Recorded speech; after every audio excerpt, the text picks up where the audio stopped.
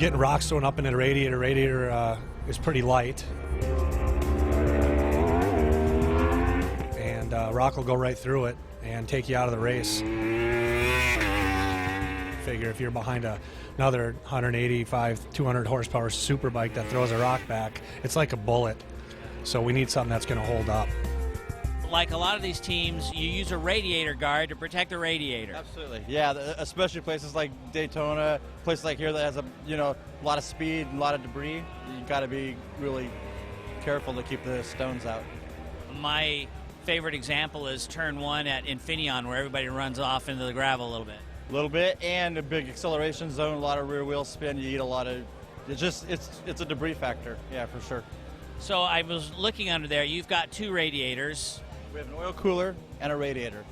Yeah. And you've got it protected on both of those. Yeah, Cox makes the protectors that we have, and they're a Portland business, which is in our hometown. We didn't even know they were there. They came out and introduced themselves and offered their products to us, and it's a fantastic product, and we've been really pleased with it. I mean, in your racing career, have you had radiator failures or seen guards save you? Oh, for sure. Yeah, I think we all use guards because we've had the failures, right? And we were using another product that we had just built ourselves, and his stuff just looks a lot nicer. It's a lot tighter, easier to install, and so it's all good. Very cool. Well, thank you very much for giving us an insight into your world. All right, man. Thank you. So we're going to look at one of your super bikes and about radiator guards. It's important to have a radiator guard on the radiator because the tires are so sticky they'll pick up rocks and throw them at the bike behind. And if you collect one in the radiator and it hits one of the rows that has the water in it that goes across, it can put a hole in it. And then your race is over pretty much. It takes a couple laps, but the water will leak out and then the bike overheats and you're done.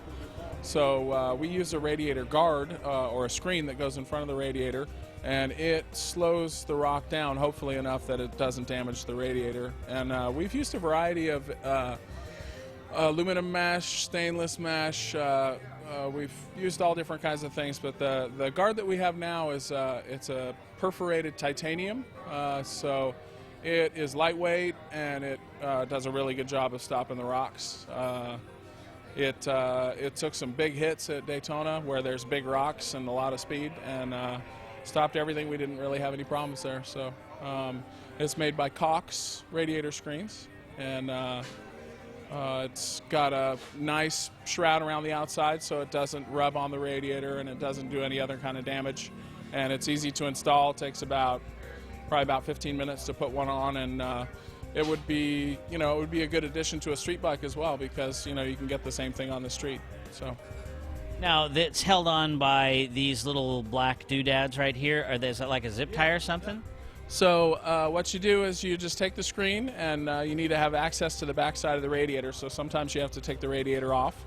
It's best if you take it off, but you can do it on the bike. It's a little more work. But you apply foam to the edges, around the edges where the screen is, and then you just use 2 zip ties. You put one on the front, and then put it through, and put another zip tie on the back, and then cut it off, and it locates it, and it takes about 3 across the top and 2 on the bottom, and then it's going nowhere, and it's protecting your radiator, and still doesn't restrict the airflow at all.